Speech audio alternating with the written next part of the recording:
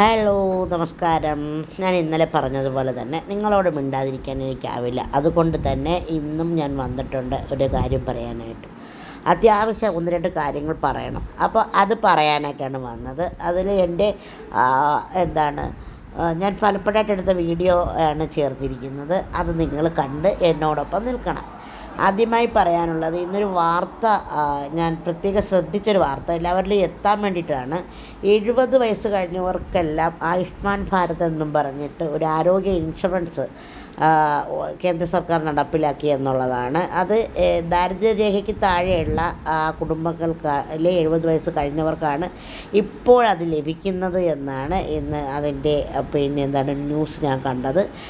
എന്തായാലും അത് ഫേക്ക് ന്യൂസല്ല, നമ്മുടെ വാർത്താ മാധ്യമങ്ങളിലെല്ലാം ഉണ്ടായിരുന്നു. അത് നല്ല കാര്യമാണ്. കാരണം എല്ലാവർക്കും മറ്റേ സ്റ്റാർ ഹെൽത്ത് പോലുള്ള സംഭവങ്ങളൊന്നും എടുക്കാൻ പറ്റത്തില്ല. എനിക്കൊന്നും പറ്റത്തില്ല കേട്ടോ. അപ്പോൾ ഇപ്പോൾ എനിക്ക് 70 വയസ്സ് കഴിഞ്ഞെന്നല്ല ഞാൻ ഉദ്ദേശിച്ചത്. അങ്ങനെയുള്ള ആൾക്കാരില്ലേ, അവർക്കൊക്കെ ആശ്വാസമാവും എന്നുള്ളതിൽ ഒരു സംശയവും ഇല്ല. പിന്നെ സ്വർണത്തിൻ്റെ വില കൂടിയ കാര്യം കേട്ടു. 75,000 കടക്കുന്നു സ്വർണ്ണമെന്നും ഞാനിങ്ങനെ ന്യൂസ് ശ്രദ്ധിച്ചപ്പോൾ കണ്ടതാണ്. 75,000 കടക്കുമോ സ്വർണം എന്ന്. അപ്പോൾ 50,000 കഴിഞ്ഞിട്ട് ദിവസങ്ങളായി 50,000 കഴിഞ്ഞു എന്ന്. ഒരു ചരടുകെട്ട് വന്നാൽ പോലും അരഞ്ഞാണം സ്വർണ്ണമായിരിക്കണം, അത് അഭിമാനത്തിൻ്റെ പ്രശ്നമാണെന്ന് കരുതുന്ന സാധാരണ വെറും പാവപ്പെട്ട മനുഷ്യർ വരെയുണ്ട്. മലയാളികളാണേ കൂടുതലും അഭിമാന പ്രശ്നമാക്കി ഇതിനെയൊക്കെ എടുക്കുന്നത്. സ്വർണ്ണം എന്ന് പറയുന്നൊരു സംഭവം പോലും നിർത്തലാക്കണമെന്നുള്ളതാണ് എനിക്ക് അത് തന്നെയാണ് എൻ്റെ അഭിപ്രായം. പിന്നെ എനിക്ക് നിങ്ങളോട് പറയാനുള്ളത്, ഇപ്പോൾ നമ്മൾ ന്യൂസ് എടുത്ത് നോക്കിയാൽ അല്ലെങ്കിൽ യൂട്യൂബ് തുറന്നാൽ ഒലിവിയ ഡിസൈൻസ്, അടൂരുള്ള ഒലിവിയ ഡിസൈൻസിൻ്റെ ഓണറും അവിടെ എടുക്കുന്ന സ്റ്റാഫിൻ്റെ കാര്യങ്ങളുമായിട്ട് യൂട്യൂബിൽ എല്ലാവരും വീഡിയോ ഇടുന്നത് അതാണ്. അവർ ചെയ്യുന്ന രീതികൾ, അവരെ ഇങ്ങനെ കറുത്തവരെ ജോലിക്ക് വയ്ക്കില്ല, സ്റ്റാഫിനെ നന്നായിട്ട് ദ്രോഹിക്കുന്നുണ്ട്. അവർ പക്ഷേ ഭയങ്കര കാണിക്കലാണ്. അവർ മുസ്ലിം സ്റ്റാഫിനെ വയ്ക്കില്ല. അങ്ങനെ പലതരത്തിലുള്ള ന്യൂസുകൾ ഒലിവിയ ഡിസൈൻസിനെ കുറിച്ച് നമ്മളിങ്ങനെ കേട്ടു. ഇപ്പോൾ എൻ്റെ ഒരു അഭിപ്രായം പറയാം. അത് സത്യമായിരിക്കാം, അല്ലായിരിക്കാം, അതെനിക്കറിയില്ല. പക്ഷേ ഇവിടെ ഒരു കച്ചവടക്കാരനെ തളർത്തുന്നത് മറ്റൊരു കച്ചവടക്കാരൻ തന്നെയായിരിക്കും എന്നാണ് എൻ്റെ ഒരു അഭിപ്രായം കേട്ടോ. കച്ചവടക്കാരനെ ചേർത്ത് പിടിക്കേണ്ടത് കച്ചവടക്കാർ തന്നെയാണ്. എനിക്ക് ഒലിവിയായിട്ട് യാതൊരു ബന്ധവുമില്ല. അവർ ചെയ്യുന്നത് തെറ്റായിരിക്കാം, അവരെ ന്യായീകരിക്കുന്നതുമില്ല. പക്ഷേ ഞാൻ പറയുന്നത് ഇതാണ്, ഒരു കാരണവശാലും നമ്മൾ അറിയാത്ത കാര്യങ്ങൾ പറയരുതെന്നാണ്. ഒരു ഹോട്ടൽ തകർത്ത ഒരു കഥ എനിക്കറിയാം കേട്ടോ. കുറേ പിള്ളേർ ചേർന്നിട്ട് കുറേ ലക്ഷങ്ങൾ ഉണ്ടാക്കിയിട്ട് 2018 നമ്മൾ തുടങ്ങിയ സമയത്ത് ഒരു ഹോട്ടൽ തുടങ്ങി. അവരുടെ കുറേ മോഹങ്ങളൊക്കെ ആയിട്ട് ഒരു വെറൈറ്റി പേരൊക്കെ ഇട്ടിട്ട്. പക്ഷേ അവർ തകർന്ന് തരിപ്പണമായിപ്പോയി കേട്ടോ.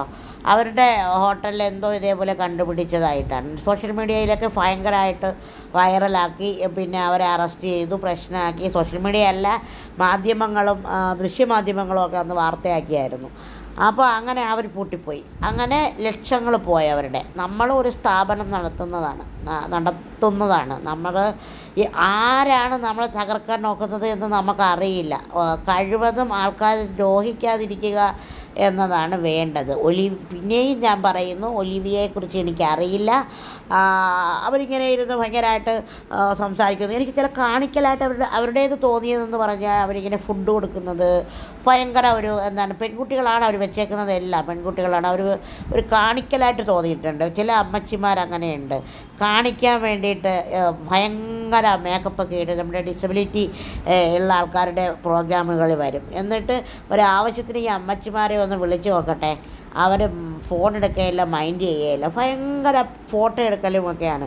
അതുകൊണ്ട് എനിക്ക് ഇതുപോലെയുള്ള മേക്കപ്പ് പുട്ടി അമ്മച്ചിമാരോടൊന്നും താല്പര്യമില്ല. ഇവരിനി എങ്ങനെയാണെന്ന് എനിക്കറിയില്ല. പക്ഷേ എല്ലാവരും ഇങ്ങനെ പറയുന്ന സ്ഥിതിക്ക് ഒരു കമൻറ്റ് പോലും ഇവർക്ക് അനുകൂലമായിട്ടില്ല. പക്ഷേ ഞാൻ പറയുന്നത്, ഈ മറ്റ് ഒരു സ്ഥാപനത്തെ തകർക്കാൻ നോക്കുന്ന ഒരു കൂട്ടരെയാണ് ഞാൻ പറയുന്നത് കേട്ടോ. ഒലിവിയ എന്താണോ എന്ന് പോലും അറിയില്ല. അവർ തെറ്റ് ചെയ്തിട്ടുണ്ടെങ്കിൽ തീർച്ചയായിട്ടും അവരെ ശിക്ഷിക്കപ്പെടണം. കറുത്തവരെ ജോലിക്കെടുക്കില്ല, അപമാനിച്ച് വിടും, പിള്ളേരെ സ്റ്റാഫിനെ അടിക്കും എന്നൊക്കെയാണ് പറയുന്നത്. ഇതെന്തോന്ന് വെള്ളരിക്കാൻ പട്ടണമാണോ സ്റ്റാഫിനെ അടിക്കാൻ? വളരെ മോശമായിട്ട് തോന്നി കേട്ടോ.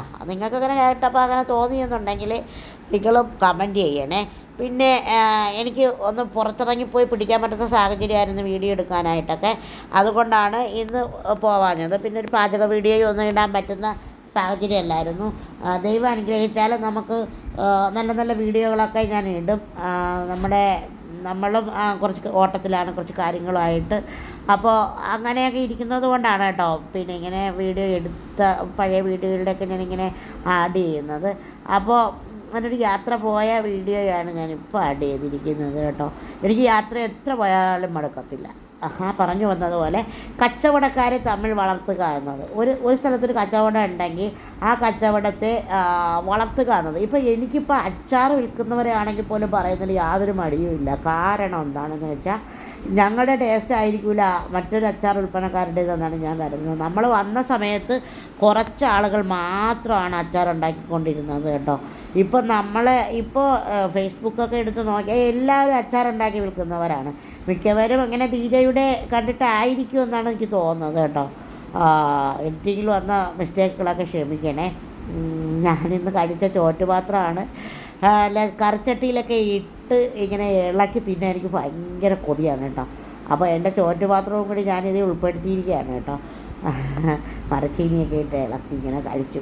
ഷുഗറിനൊക്കെ ഗുളിക കഴിക്കുന്നുണ്ട്, എന്നാലും കുറച്ച് മാത്രം മരച്ചീനിയൊക്കെ ഇട്ട് ഇളക്കി ഇങ്ങനെ കഴിച്ചു കേട്ടോ. ഒരു കൊതിക്ക് വേണ്ടി മാത്രമാണ് അങ്ങനെ ചെയ്തത്. അപ്പോൾ പരസ്പരം സഹായിച്ചും പരസ്പരം സ്നേഹിച്ചും ജീവിക്കട്ടെ. കുറച്ച് ജീവിതമേ ഉള്ളൂ ഈ ലോകത്ത് മനുഷ്യർക്ക്. അപ്പോൾ അതുപോലെ തന്നെ 70 വയസ്സ് കഴിഞ്ഞ ദാരിദ്ര്യരേഖയ്ക്ക് താഴെയുള്ള ആൾക്കാർക്കെല്ലാം സന്തോഷമായല്ലോ.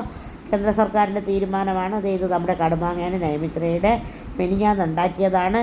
ഇന്ന് പാക്ക് ചെയ്തു. ഞാനിത് ഇങ്ങനെ എടുത്ത് വെച്ച് ഇളക്കി ഇങ്ങനെ കഴിച്ചു. ഇത് പഴഞ്ചോറായിട്ട് കഴിക്കാനാണ് കുറച്ചുകൂടി സൂപ്പറെന്ന് തോന്നുന്നു കേട്ടോ. ഇത് ചൂട് ചോറ് കഴിച്ചപ്പോഴത്തേക്കും പഴഞ്ചോറ് കഴിക്കുന്ന അത്ര ഗുമ്മ് കിട്ടിയിട്ടില്ല. എങ്കിലും ഭയങ്കര ടേസ്റ്റായിരുന്നേ.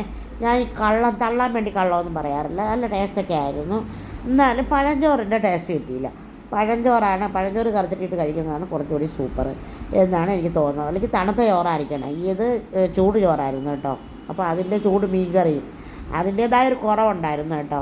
അപ്പോൾ നിങ്ങൾ ഈ വീഡിയോ കണ്ടുകൊണ്ടിരുന്നപ്പോൾ നിങ്ങൾക്ക് ഇഷ്ടമായെങ്കിൽ നിങ്ങൾ ലൈക്ക് ചെയ്യുക, സപ്പോർട്ട് ചെയ്യുക. അതുപോലെ തന്നെ ഞാൻ പറഞ്ഞ അഭിപ്രായം, നിങ്ങൾ പരസ്പരം സഹായിച്ച് മുന്നോട്ട് പോവുക എന്നുള്ളതാണ്. ഒരു കച്ചവടക്കാർ തങ്ങളിൽ പിണക്കം ഉണ്ടാവുകയോ ഇല്ലാത്ത കഥകൾ പറഞ്ഞു പരത്തുകയോ ചെയ്യരുത്. ഇതുപോലെ ഒലിവിയ ചെയ്തതുപോലെ ഒരാളും ഒരു സ്റ്റാഫിനോടും ചെയ്യരുത്. സ്റ്റാഫെന്നെ വളർത്തുന്നത്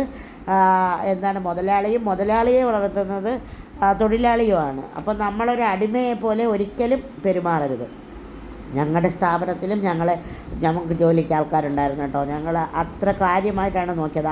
അവർ പിന്നെ സഹോദരങ്ങളെ പോലെയാണ് ഞങ്ങൾ നോക്കിയത് കേട്ടോ. ഇപ്പോൾ നമ്മുടെ സ്ഥാപനത്തിൽ ജോലിക്ക് ഇപ്പോൾ ആരുമില്ല. ഞാൻ പറഞ്ഞല്ലോ, ഒരു ഓട്ടത്തിലാണ്. ആ ഓട്ടം പൂർത്തിയാക്കുമ്പോൾ ദൈവം അനുഗ്രഹിച്ചാൽ നമുക്ക് സ്റ്റാഫ് ഉണ്ടാവും. നമുക്ക് സ്റ്റാഫ് ഉണ്ടായാൽ നമ്മൾ സഹോദരങ്ങളെ പോലെ എഴുതുന്നത്. കാരണം നമ്മൾ മുതലാളിമാരായിട്ടല്ല ഇരിക്കുന്നത്, നമ്മൾ അധ്വാനിക്കുകയാണ് ചെയ്യുന്നത്. നമ്മൾ നന്നായിട്ട് അധ്വാനിക്കുകയാണ്. കഠിനാധ്വാനമാണ് നമ്മളുടെ ഒരു കാര്യം എന്ന് പറയുന്നത് കേട്ടോ. 2018 മുതൽ ഈ സമയം വരെ നമ്മൾ കഠിനാധ്വാനം തന്നെയാണ് ചെയ്തുകൊണ്ടിരിക്കുന്നത് കേട്ടോ. വീൽ ചെയറിലിരുന്നു കൊണ്ട് രാവിലെ മുതൽ വൈകുന്നേരം വരെ ഇരുന്ന് ഞാൻ എന്തെങ്കിലും ചെയ്തുകൊണ്ടിരിക്കും കേട്ടോ. അപ്പോൾ ഒരുപാട് സ്നേഹത്തോടെ നിങ്ങളുടെ ദീജ.